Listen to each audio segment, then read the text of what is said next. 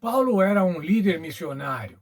Paulo estava implantando a igreja cristã e ele era orientado pelo Espírito Santo. O Espírito Santo inspirava Paulo a dirigir as ações da igreja. E Paulo tinha estratégias eficazes para assegurar o sucesso da missão. Primeiramente, ele selecionava cidades importantes do mundo antigo, onde poderiam espalhar com mais facilidade a mensagem do Evangelho. Grandes cidades que recebiam muitas pessoas, recebiam pessoas de outras cidades, cidades estabelecidas, implantadas em rotas comerciais, portos, cidades grandes onde a religiosidade era marcante. Os povos da época da igreja cristã primitiva eram fundamentalmente religiosos, pagãos, mas religiosos, criam em divindades. E aí então o apóstolo Paulo, nessas cidades, os crentes do Senhor Jesus Cristo, nessas cidades, seriam mais facilmente recebidos ao apresentar o Senhor Criador do céu e da terra. As cidades eram também multirraciais. Não havia diferenças de raça, diferenças étnicas que isolassem as pessoas. Dessa forma, então, judeus, missionários judeus, eram aceitos agora por outras raças. Missionários judeus pregando o cristianismo. Grandes cidades tinham também diversidade cultural, o que facilitava a aceitação do evangelho. Tinham economias marcantes, economias fortes, que também possibilitavam a manutenção da igreja. A segunda estratégia de Paulo era a formação de pessoal missionário. Paulo investiu tempo na formação de pessoas para o ministério evangelístico. Exemplos desses são Timóteo, Tito, Epáfras.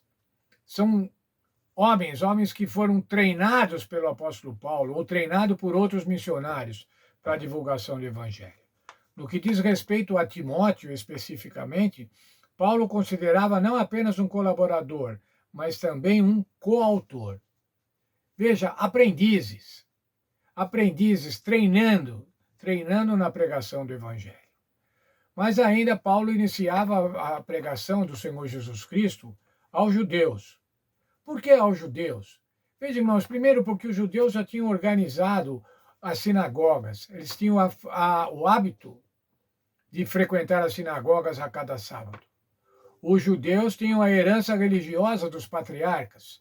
Os judeus estavam aguardando o Messias. Eles tinham fundamentação profética. Portanto, o apóstolo Paulo ia pregar primeiramente aos judeus. Essa também tinha sido uma orientação do Senhor Jesus Cristo. Primeiro em Jerusalém, isso quer dizer primeiro aos judeus. E dessa forma, então, ele iniciava as suas atividades missionárias em uma nova cidade pela sinagoga. Ele ia na sinagoga agora apresentar o Senhor Jesus Cristo, o Messias esperado pelos judeus. Mas ainda Paulo também viajava, né? Paulo não ficava o tempo todo em uma somente igreja. Como ele fazia para se comunicar? Ele se comunicava através de cartas. Paulo mantinha comunicação regular com a igreja por meio de cartas. Se fosse hoje, ele mandaria e-mails, ele mandaria WhatsApp. Mas veja, ele mandava cartas que demoravam para chegar, mas chegavam e cumpriam a sua finalidade, que era de mostrar às igrejas que elas continuavam unidas num corpo só, a igreja de Cristo, independente do lugar. Paulo tinha preocupação com as igrejas, conforme 2 Coríntios 11, 28. As cartas também serviam como uma forma de preencher o vazio causado por sua ausência física. Paulo fundava uma igreja e ia embora. Não vinha mais, estava uma ausência, um vácuo. Mas agora chegavam as cartas com os emissários, chegavam as cartas que preenchiam o vazio deixado pela ausência de Paulo. Paulo sabia, no entanto, que, embora as estratégias fossem importantes, elas nunca substituiriam o papel do Espírito Santo. Veja o texto de 1 Coríntios 12, 1. Irmãos, não quero que vocês sejam desinformados a respeito dos dons espirituais. Agora ainda falando em Efésios 4, 4 a 6. Há somente um corpo e um só espírito, como também é uma só a esperança da qual vocês foram chamados. Há um só Senhor, uma só fé, um só batismo, um só Deus e Pai de todos, o qual é sobre todos, age por meio de todos e está em todos. Jamais devemos esquecer esse ponto essencial. As cartas de Paulo, irmãos, serviam para a igreja cristã primitiva, mas as cartas de Paulo servem ainda hoje, intensamente hoje, para a igreja cristã da atualidade. Não era somente para as igrejas do século I, mas para as igrejas ao longo da história e para as igrejas nos dias de hoje. E quem é que dirigia as igrejas? Fundamentalmente, quem dirigia as igrejas era o Espírito Santo. E hoje, quem dirige as igrejas, quem dirige a nossa igreja, deve ser também o Espírito Santo. Que Deus nos abençoe, que a gente esteja feliz.